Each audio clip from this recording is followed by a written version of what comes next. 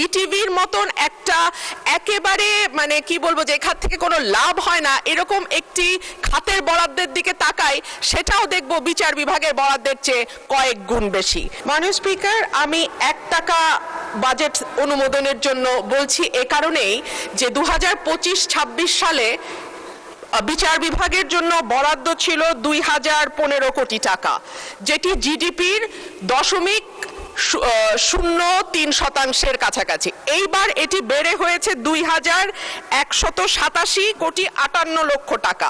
মাননীয় স্পিকার, এটাও জিডিপির 0.03% মতো, এর বেশি নয়। অথচ আমরা যদি বিটিভির মতন একটা একেবারে মানে কি বলবো যে এখান থেকে কোনো লাভ হয় না এরকম একটি খাতের বরাদ্দের দিকে তাকাই, সেটাও দেখব বিচার বিভাগের বরাদ্দের চেয়ে কয়েক গুণ বেশি।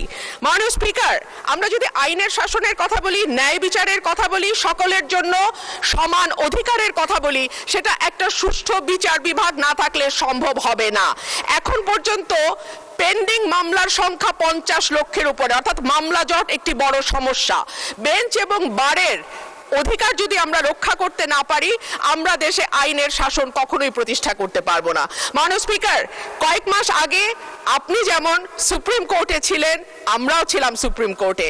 আপনি আমাদের সমস্যা যেভাবে যত কাছের থেকে দেখেছেন, এই সমস্যার ভেতর দিয়ে আপনি গেছেন, আমরাও কিন্তু সেই একই সমস্যার ভেতর দিয়ে এখন যাচ্ছি। মাননীয় স্পিকার, আমাদের বারের যেই দাবিটা, যার পক্ষ থেকে আজকে আমি এখানে কথা বলছি মাননীয় স্পিকার, সেখানে বলা হচ্ছে যে আমাদের প্রতি বছর যেই ফিটা আমরা পরিশোধ করি, সেটা মৃত্যুর আগ পর্যন্ত লয়াররা সেই ফিটা আর তুলতে পারে না। কিন্তু দেখা যায় বহু লয়ার শেষ জীবনে অসুস্থ হয়ে গেছেন, প্র্যাকটিস করতে পারছেন না, আদালতে যেতে পারছেন না, কিন্তু তাদের মানবেতর জীবনযাপন করতে হচ্ছে। একই ধরনের কথা শিক্ষানবিশ আইনজীবীদের ক্ষেত্রেও প্রযোজ্য।